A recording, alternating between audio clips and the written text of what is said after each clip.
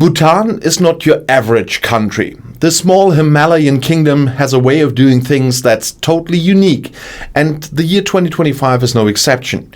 You might know Bhutan is the place that measures national happiness instead of GDP. But there's a lot more going on beneath that peaceful surface. So, what do you really need to know about Bhutan right now? First of all, Bhutan is tiny, just under 800,000 people. That's about the size of a mid-sized city in Europe. But politically, it punches way above its weight. Since 2008, Bhutan has been a constitutional monarchy, and that is where it really gets interesting. The king of Bhutan, Jigme Khesa Namgyel Wangchuk, is still a powerful figure.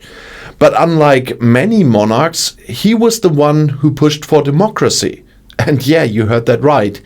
He literally gave up absolute power so his people could vote.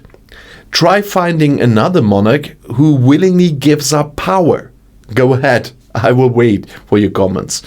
And today, Bhutan has a parliamentary democracy. The National Assembly is the lower house with 47 members. They are elected by the people through a two-round system.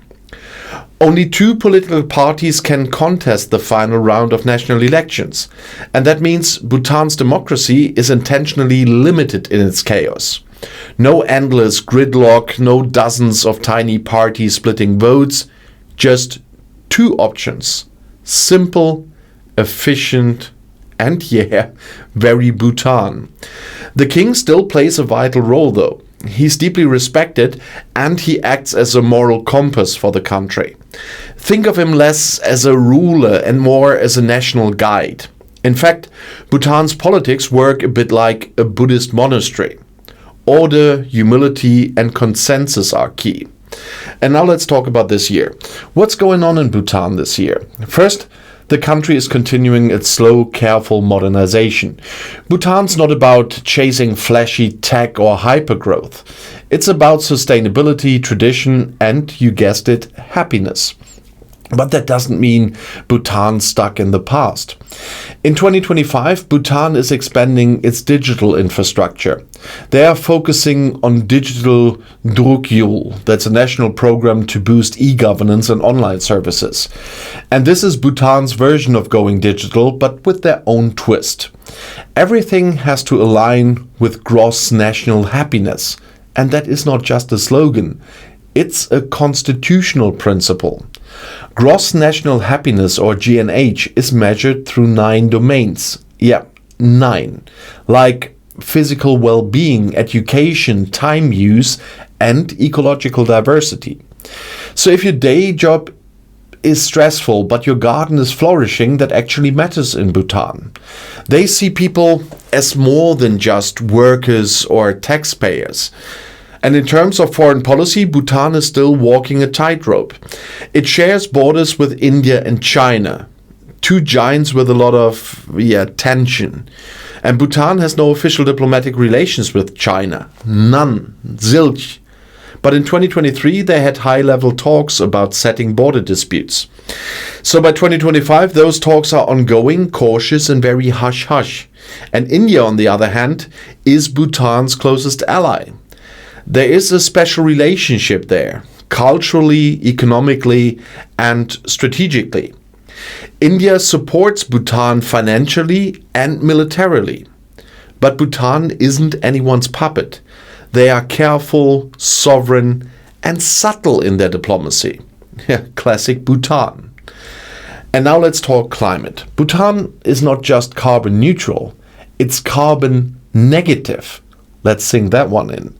The country absorbs more CO2 than it emits. Forests cover over 70% of the land, and that's protected by law. No country is greener, literally and politically. And in 2025, Bhutan continues to invest in hydropower. It's their biggest export and their main source of renewable energy. Most of that power goes to India, bringing in much needed revenue. So yes, they are green, but they are also strategic about it. Bhutan knows how to balance the spiritual and the practical. And socially, Bhutan is changing too. Younger Bhutanese are more connected to the world than ever. Internet penetration is up, and there's more access to global media. But there's also a strong national effort to preserve the Dzongkha language and the Buddhist values. Modernity is welcome, but not at the cost of identity. In education, Bhutan is focusing on holistic development. Schools teach meditation and emotional intelligence alongside math and science. Seriously. Imagine starting your school day with mindfulness instead of algebra. And that's Bhutan's idea of progress. And one last thing, tourism.